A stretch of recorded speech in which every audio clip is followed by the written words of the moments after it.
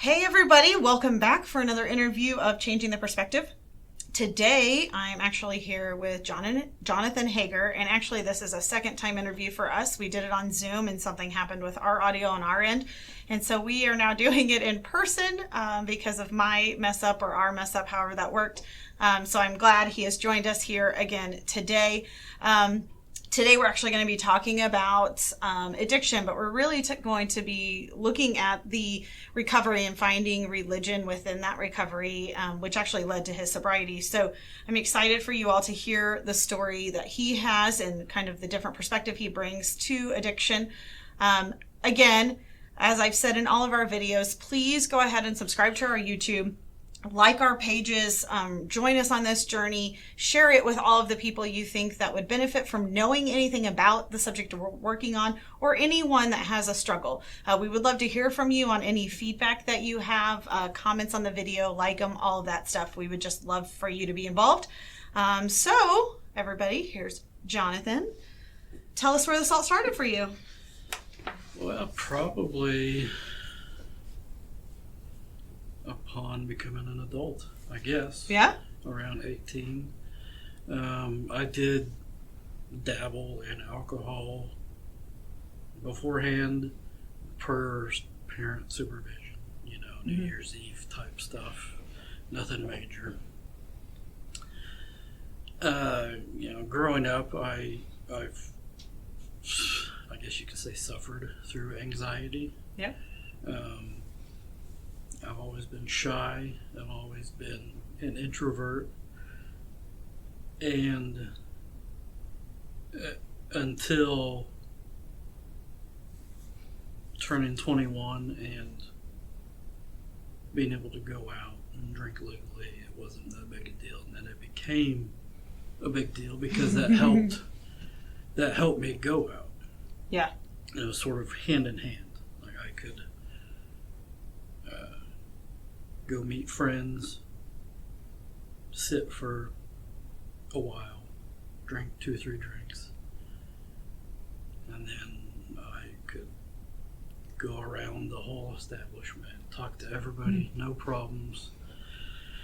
Everybody became my friend, and all the barriers, all the social barriers that are up, came down. It was a numbing agent.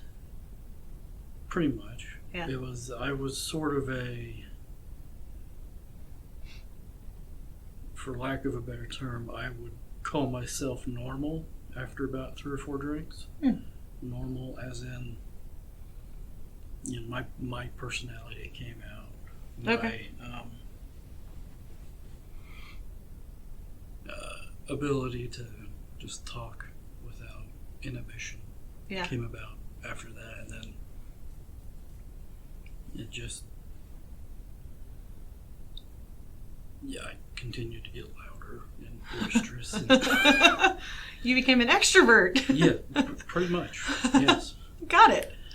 I was the loud person at the party after a certain amount of time. Okay. And it was interesting to be both a quiet person and a loud person on one night. Yeah. Over a course of just a few hours. And for me, that went hand in hand with smoking. So I started smoking when I turned 18. And I did because I could. Because I was 18. Yeah. And I grew up giving my mom a hard time about smoking. She still smokes.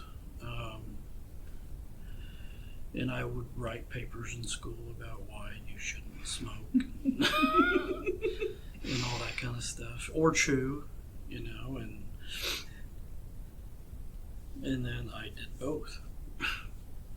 Sometimes at the same time. Yeah. And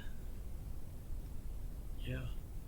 I think I remember from your first interview you saying actually you probably smoked more than you drank, or at least more frequently that was almost a bigger vice. I smoked 2 packs a day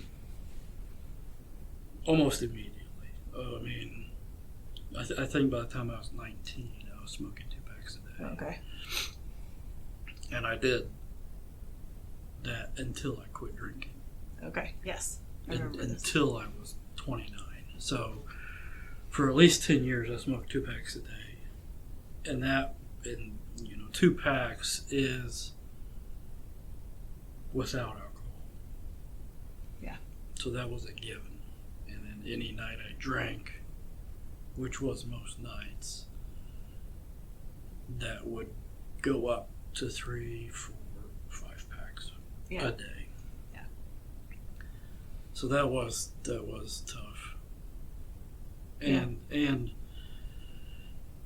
I've recently, within the past year, found out that I have sleep apnea. So I would sleep apnea and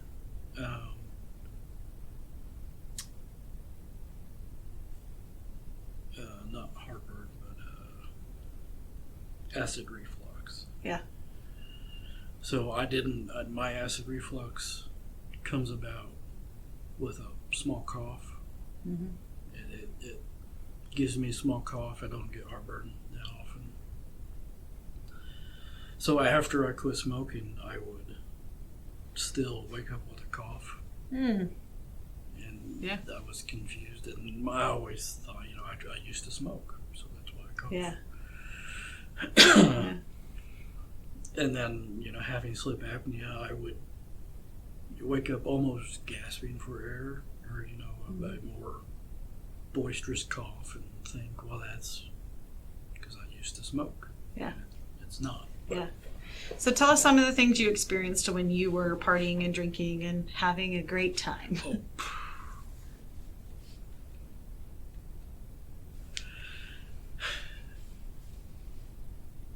I sang karaoke one time, and that also involved Xanax.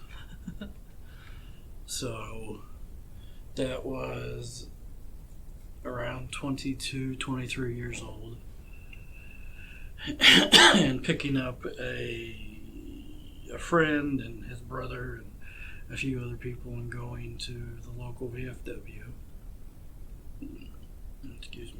in Monette, Missouri, and one of those things where we're in the corner, because that's where I am, because there's quite a few people there. 2, I'm not comfortable yet. The guy pulls out, we're all at least 21. He pulls out a handful of pills, and I'm like, sure. I'll take one.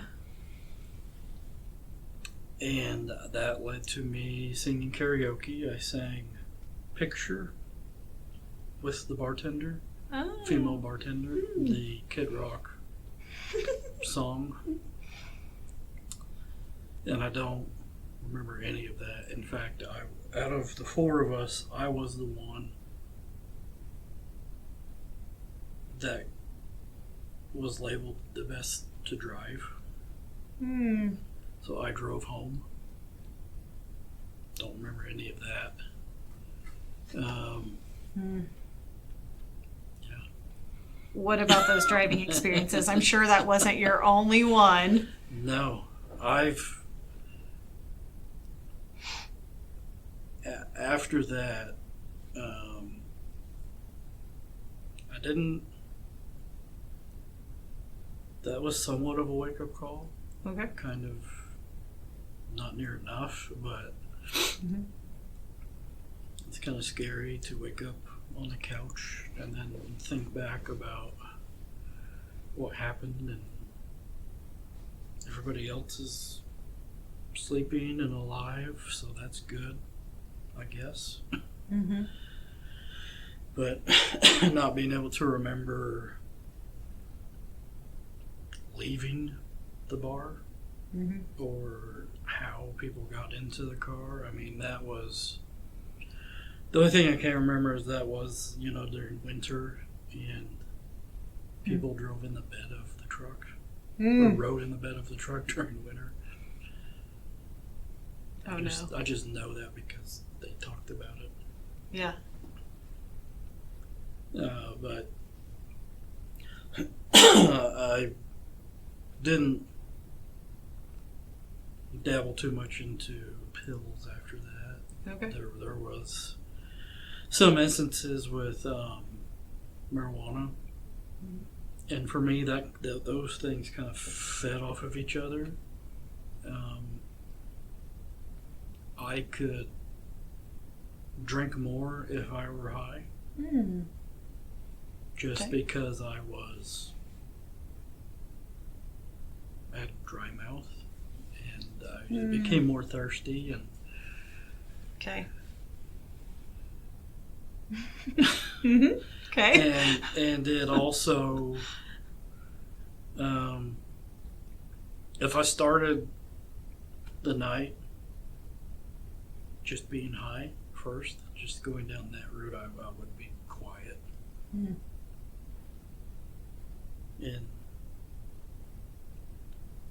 that was weird for me. Yeah. So there were a couple nights. I mean, a usual night for us, for my crowd back in the day, would be go to the bowling alley, which the bowling alley had a bar/restaurant. Okay. And we would go, and the usual bartenders were all about our age. So,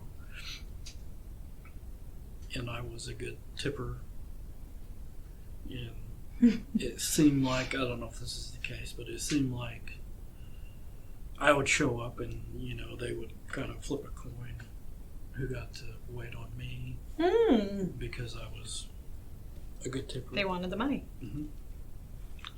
No, not necessarily that's what happened. I mean, I don't know if I said friends. I'm still somewhat connected to some of those people. I was a waitress. You went for the money. Yes. But I drink Crown and Coke, Crown and Diet. Okay.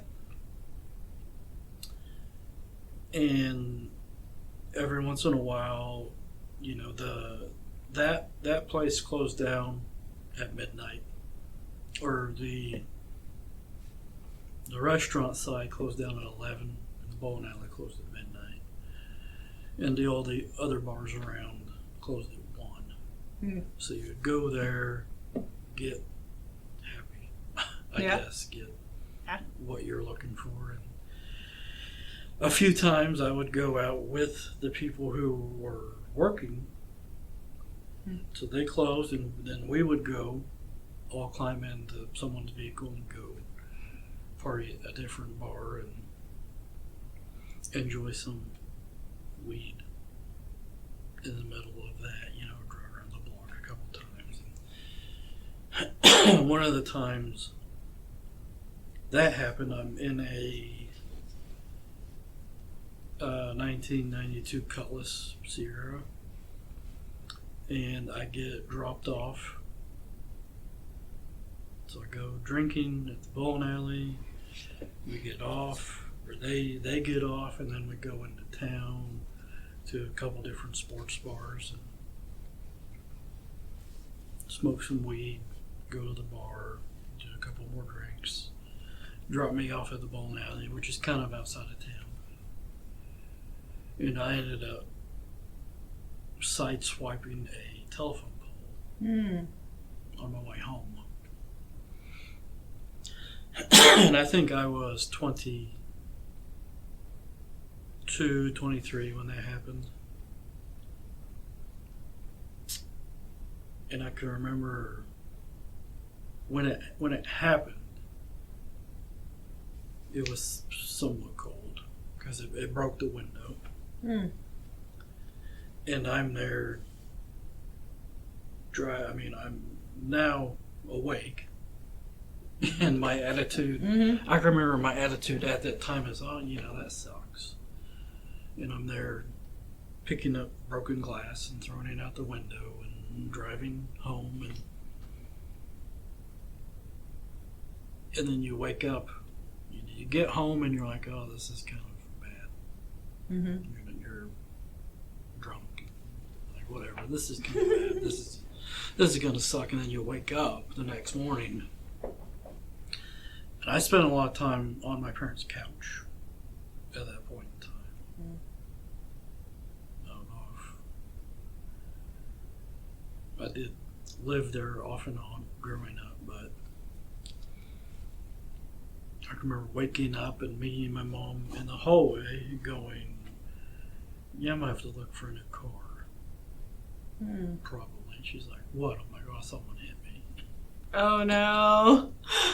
She's like, who? I'm like, oh, a telephone pole. And then she didn't think that was that funny. Yeah. At the time. Uh-huh. Yeah. So that was a tough time. And then I can remember saying, Jonathan, you need to get your drinking under control. Mm-hmm. But nothing. That was sort of in passing. Yeah. Nothing. Yeah. I was like, I'm fine. I'm fine. Everything's fine. Yeah. So then, tell us when sobriety started. What was the process for you? Well, leading up to sobriety, I wrecked another car. Oh, okay. It was a 2002 Ford Escort. Okay. One of those little Mm-hmm. 5-speed ZX2s.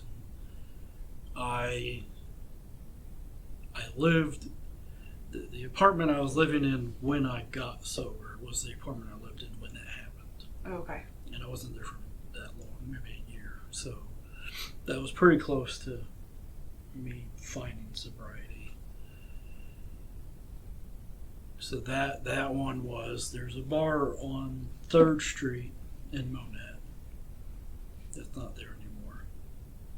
And it was a sports bar that they would have live music every Friday. And that's on 3rd Street. I lived on 8th Street.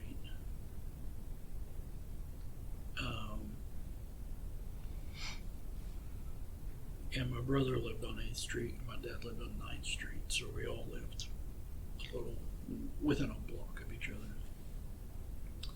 And one night I was driving down Broadway from the bar to home, so it's 6 blocks. Okay. And I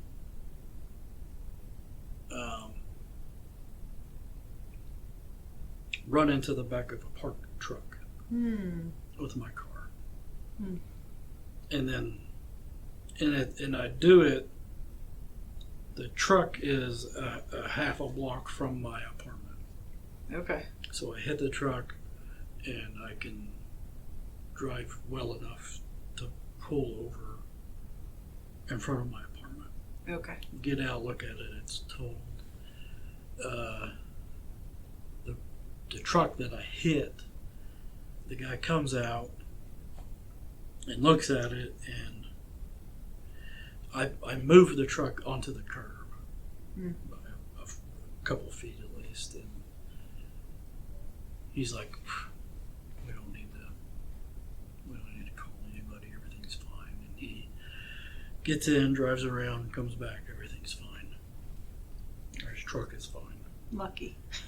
Paint on the bumper. Yeah. That's it. And I ended up getting, I think, $200 for that car from someone. That's what kind of shape it was in. Yeah. But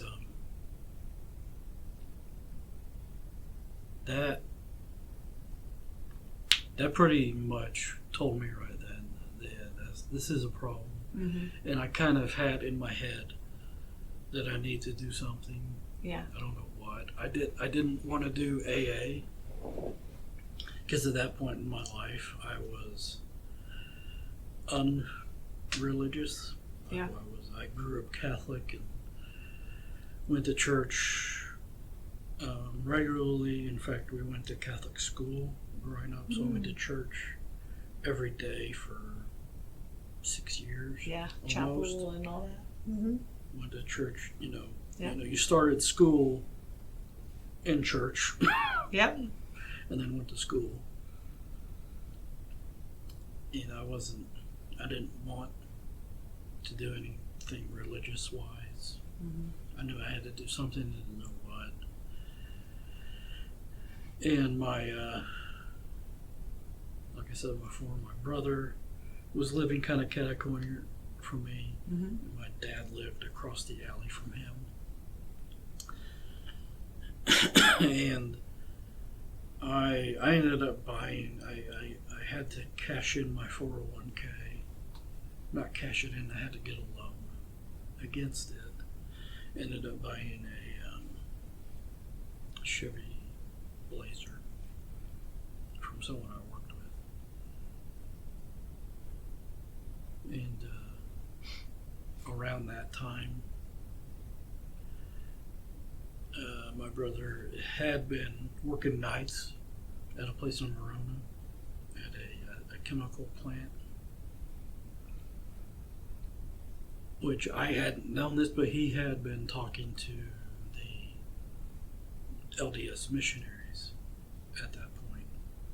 And they would come over and he would talk with them on the front porch and tell stories. And he had moved back to Monette from Utah.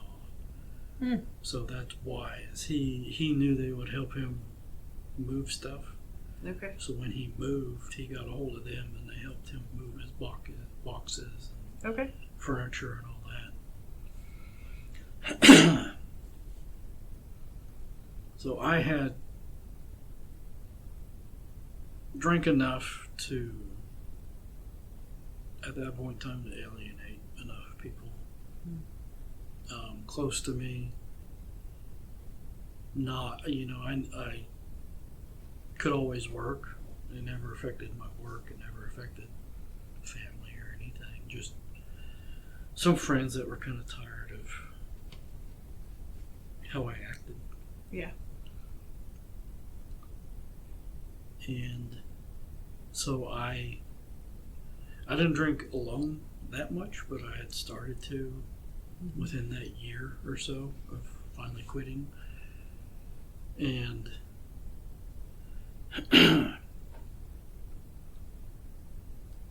so I spent a lot of time alone eating.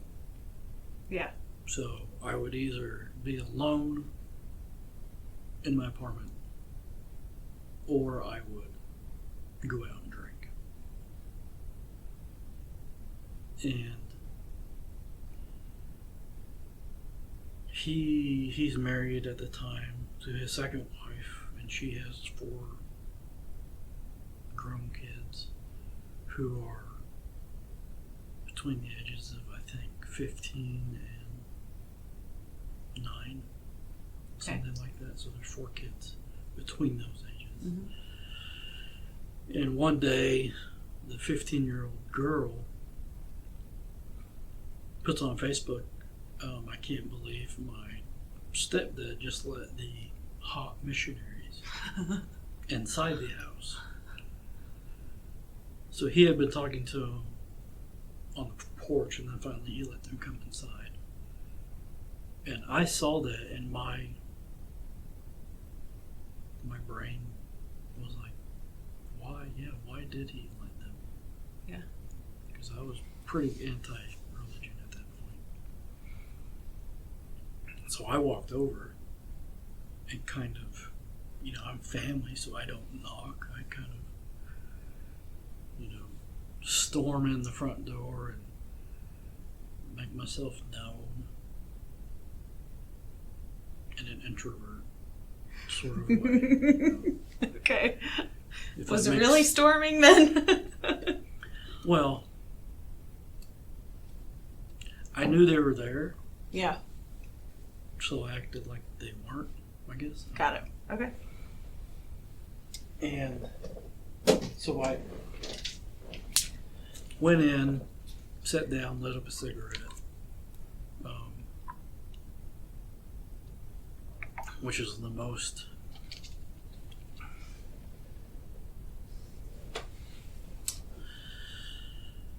against the system type of thing I could have Got it. done. Yeah. Just trying to show my rear end to them, and they were very handsome. You know, I'll admit that. They're both from Utah. One was from St. George, and he's my missionary. Okay. And I still consider him that. We're still friends. 10 years later. He's blonde, blue eyes. So the 15-year-old was right. She found him hot. The other one was tall, dark, and handsome. That's funny.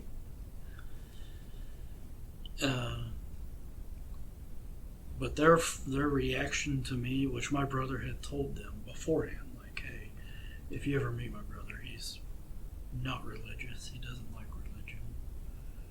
Okay. All that kind of stuff. And he was in Utah for a couple of years, so he had friends who were members of the church. Yeah. And who had taken him to church history places in Utah and that kind of thing. So he kind of knew already, but I would ask questions because, as a religion, it was pretty interesting to me. Yeah. And I would ask questions and then go, a regular day I would, go to the bar and, start drinking and then be aware of their curfews and kind of think, if I leave now, I'd get good and drunk and think, if I leave now, they might still be at his house. So I would go home and see if their bicycles were out front, and if they were, I would go over. And I did that 2 or 3 times, and each time I did, they had a good time with me. I was more open, of course, but they make like challenges. Like, we challenge you to do this. Okay. And one of those was to read, they'd be like, here's a Book of Mormon. We challenge you to read the first page. And they gave me a copy, and then I said, fine, drunk or not, I was a person of my word. So I would wake up and go like, what? I'd be like, what did I agree to? And they'd tell me, so I would do it. And that's how we ended up going to church for the first time, is I was drunk. And I said, all right, I'll make you a deal. We'll go to yours if you go to ours. And Catholic Mass, which the church we grew up going to was only 2 or 3 blocks away from where we lived. Okay. At that point in time. And that church had Mass on 6 o'clock Saturday evenings. Yeah. So we took them to Mass Saturday night. And it was weird because the priest who was at the parish at that point in time was the same priest who was there when we were in grade school. Oh, okay. And he was totally different from what we remember. Yeah. And it was kind of weird because, and we told them, we're like, it's weird because a lot of people think the LDS church is a cult. Just because. A lot of people think lots of religion is a cult. Yeah. But we warn them, like, it's gonna be kind of weird, because everybody stands at the same time, everybody sits at the same time, everybody kneels at the same time, Everybody recites at the same time. and we're like, it's gonna feel like a cult. Yeah. Which it did, and it was hard. I don't remember. I don't know if I knelt, because we purposely decided beforehand not to go take communion. Okay. I don't know why, but so we didn't.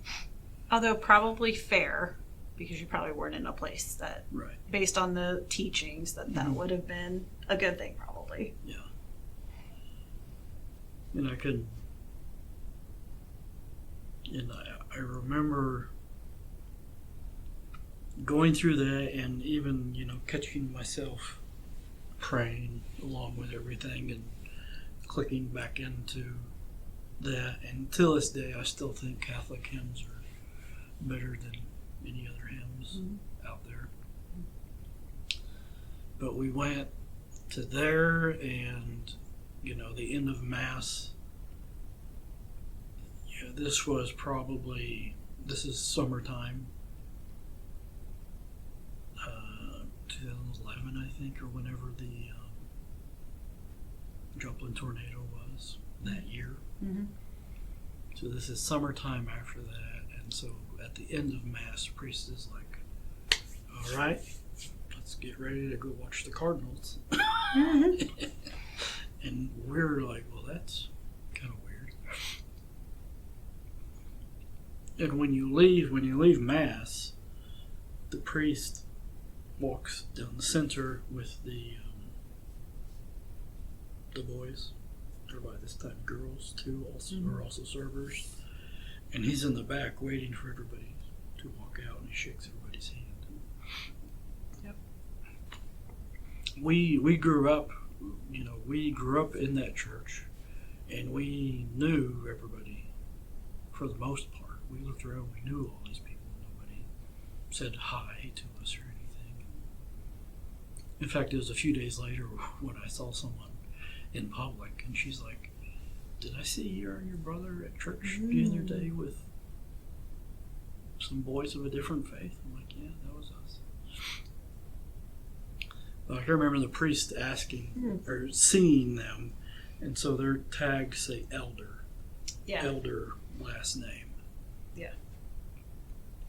And he's like, oh, elder, you guys don't look old enough to be an elder. Made that joke. And that, I don't know how that affected me. I think that was the first time I'd been to church in a long time. Yeah. And I went the next day again to their church, which is my church now. And before that, they're like, well, there's no pictures, there's no crosses. They're kind of what we did for them, helping them get ready, they did for us. Okay. And and going that next Sunday, it kind of, what happened kind of made sense. I can remember, I don't remember what was talked about, but I can remember for the most part what happened. In the LDS church, the congregation speaks every Sunday. Okay. In one way or another. So each week, the bishop, so the bishop is the equivalent to a priest. The bishop has 2 counselors, and each one of those is in charge. At one point in time during the month, one of those 3 people is in charge of church on Sunday. So they pick people to give talks, and it's all from the congregation. So in Mass, at the Catholic Mass, someone goes up and does readings out of the Bible, and then the priest reads out of one of the Gospels, and then he gives his connection of all of that to modern times. And personally, I always thought it was somewhat boring, and a lot of times it felt like they got away from what they're supposed to be talking about. But what usually happens in the LDS church is you have a youth speaker and then a adult speaker, middle of the road, I guess, and then the final speaker, which is another adult speaker. And there's special musical numbers and hymns and all that kind of stuff that sometimes happen as well. So that first Sunday that we went, the youth speaker was a redheaded kid who,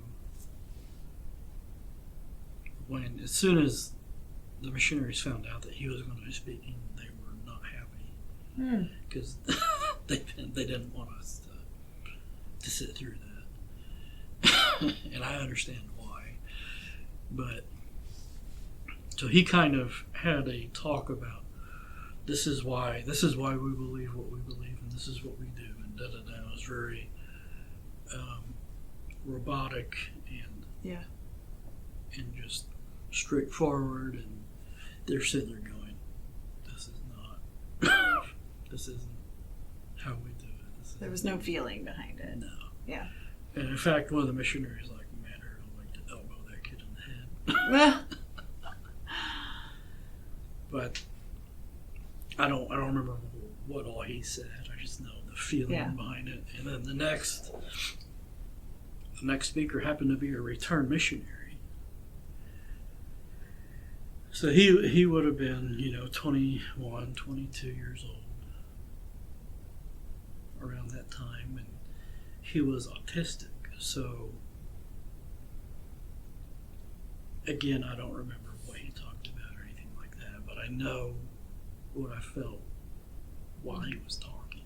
Yeah. And I can remember him starting out like, he went on a mission multiple times. Like he went and then knew he wasn't ready and then came back and then he went. Okay. And I think he finished after that second time. And I don't remember any of his stories. I know that little bit of what he talked about, but I don't remember any of his stories or anything. But I know he finished early because when that happens, if that happens, who's ever conducting will say, okay, we would like so-and-so to come up and bear their testimony, just so they fill time. Yeah. And who they asked to do that at that point in time is now the bishop. I don't know why I remember that, but I just do. But he's now the bishop of the Monat ward, and the only thing I can remember him doing is getting up and being like, if I known I was going to get up here, I probably would have wore a jacket. That's right. Yeah. And I can remember that. And that was really helpful for me. Yeah. That first time going, and I haven't missed, other than pandemic, I haven't missed much since then. Yeah. And that's what led to sobriety for you. Because yes. Okay. Yeah. They focused more on smoking. Yeah. Just because that to them that was more apparent, because that's what I was doing around them. Yeah, they were seeing all the that. time. Yeah. They were seeing that. And it was pretty helpful because they would, by the time we start, they would come over and just talk. And eventually that led to giving lessons to us. Okay. About the church and about what they believe in and all that kind of stuff. And that eventually led to one of the lessons is about the word of wisdom, which is what we believe in. And in a nutshell, that is a bodily health type thing. Okay. And part of that is, tobacco is for wounds, not for consumption. Okay. And alcohol is for the outside of the body, not for the inside of the body. It also teaches about coffee and tea, roundabout way. We don't drink coffee or tea. Meat is supposed to be sparingly, taken in sparingly. You're supposed to more vegetables, more fruits, and grains, that kind of stuff. Okay. After learning that kind of clicked, along with reading scriptures, the Bible and the Book of Mormon, and everything kind of fell into place for me. Yeah. Eventually. So the combination of hitting the vehicle and kind of finding religion, you just decided it's time. I'm done. One thing happened after that, and I remember I talked about this last time. Yeah. But I ended up going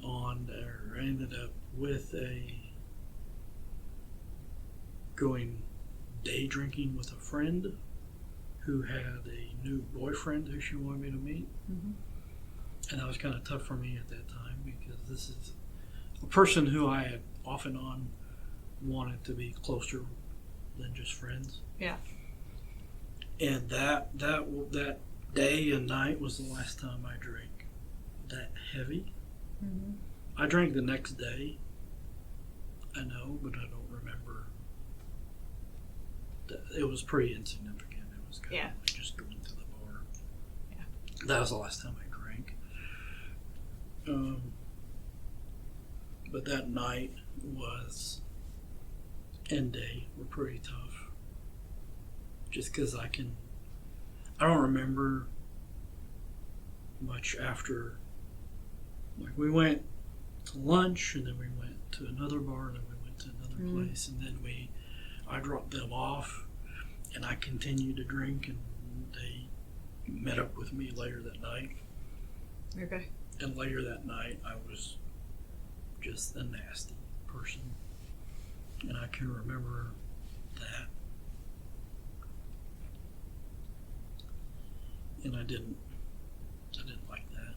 Yeah. And I usually wasn't that way. It's not the person you wanted to be. Mm-hmm. Yeah. So how many years have you been sober? 9. That's I awesome. actually have an app. Oh, yeah? Just about. I was on my phone the other day. Yes.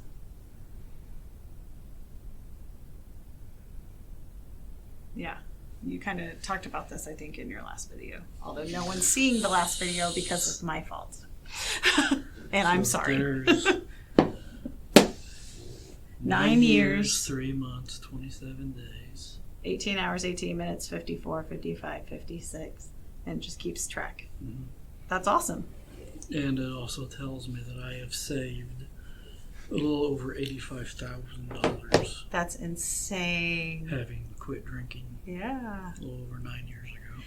And let's talk about the cigarettes on top of that, because that's an expense on its own. That, I think the last time I checked, that was around $50,000. For the cigarettes? Mm-hmm. Yeah. That's crazy.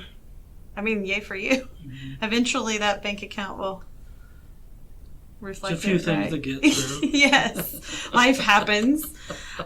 Okay, so currently, from what I know from the first video, you are sober 9 years and something. You're still attending church, the same church that you discovered with the missionaries. Mm-hmm. Going through life issues right now, which you and I have kind of talked about, but still staying sober through those. And I think that's amazing, Yeah, by the way. it's been tough. Do you have a support system now that you lean on to help you through that stuff? Yeah. First getting sober, people, it was kind of weird. Yeah. Because a lot of people, when I told them, they're like, "Oh, that was probably a good idea." Yeah. And I was like, "Well, you maybe should have told me that sooner," but Would you have actually heard it though? no. Okay. Not even Yeah. close. No, Yeah. I came into the situation I came into on purpose. Yeah. I think everything happened for a Mm-hmm. reason. I'm far enough along now where I don't think about a support system. Okay. It's there, but I don't think about it Yeah. because I don't. It's not as needed. No, I mean, the other month I watched my parents' house while they were away, Mm-hmm. and dog sat, and I was looking for something. I opened one cupboard, and there was all sorts of alcohol in there, and I thought, oh, so I closed that immediately, and then went about my business. But Yeah, that's good. That's good. there's not much. I get triggered more for smoking than I do for drinking. Okay. Kind of, driving here Mm-hmm. wasn't too bad until I got. You're never really inside town coming in here from Monette, Right. but there's enough. You're getting closer. There's enough of it to where I'm white knuckling and Yeah. thinking about, man, a cigarette would probably calm me down. Yeah, the nerve part. Yeah. Yeah. Your friend group from when you were drinking is no longer really your friend group now. I remember that from the first one. You still have some contacts, but do you find that is usually the case when you talk to people that have been drinkers, like they don't hang out with the same people they partied with anymore? Yeah. Yeah. I would assume.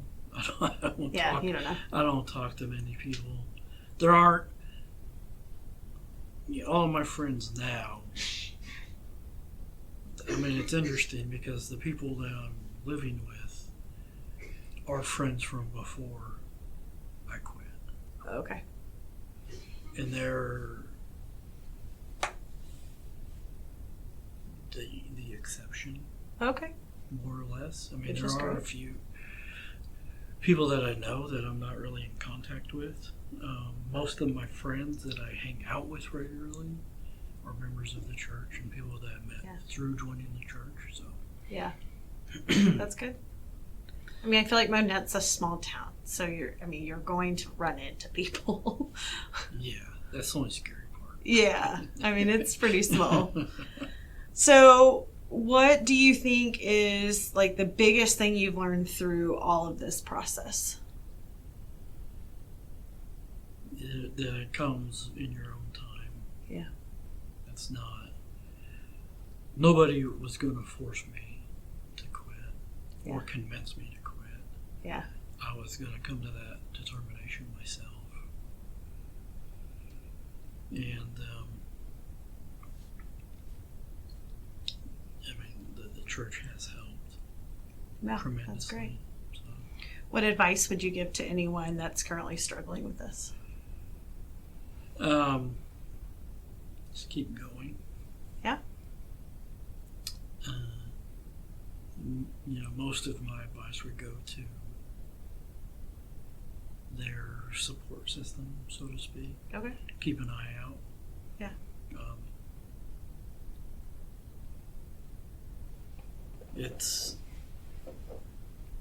It's tough because I came out fine. Mm-hmm. Not everybody does. Right. So I think I got lucky. Yeah. That's good. More or less. That's good. Anything else you want to add that we haven't talked about, or something you think was important to tell people?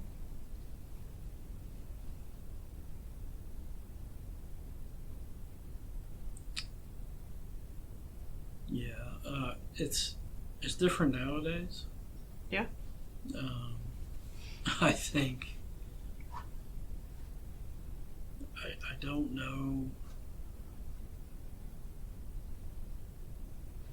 how you would go about doing what I did through a pandemic. Yeah. You know what I mean? Right.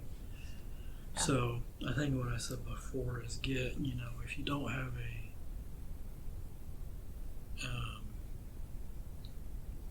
doctor, get a doctor. Yeah. Go to the doctor. Yeah. They can help. I'm on medication now. Yeah. That helps with my anxiety and helps with my sleep through Which is anxiety. Yeah, that's great. It helps with my blood pressure and all that kind of stuff. So, yeah. Which you can only find out through a doctor, Mhm. usually. That's great. You mentioned in the first video a resource which was church related. The Latter-day Saints has a website that people can go on if they need help. They've got the smoking assistance program, stuff like that. What is that website? www.churchofjesuschrist.com. Okay.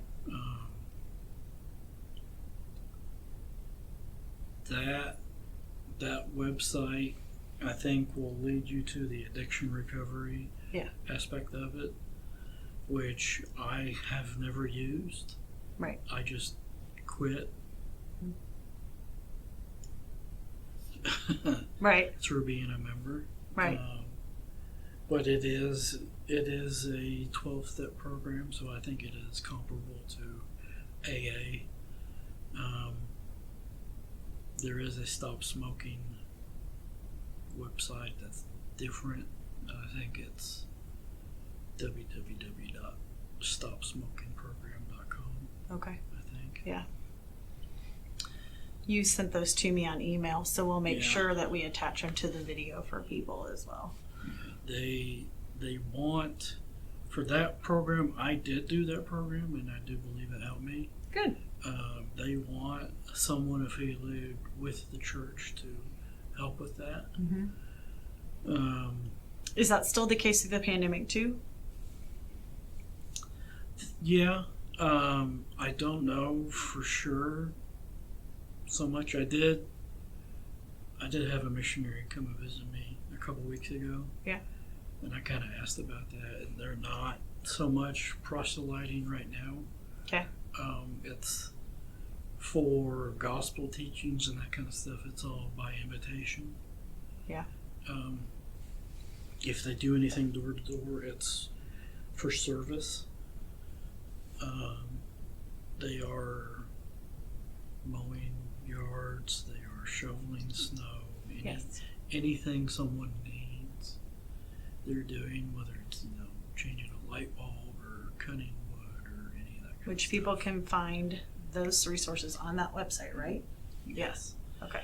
They can go to churchofjesuschrist.com, and there is a direct link that I shared. Yeah. But you can go to find a meeting house and type in your address, and it'll bring up a meeting house for your area.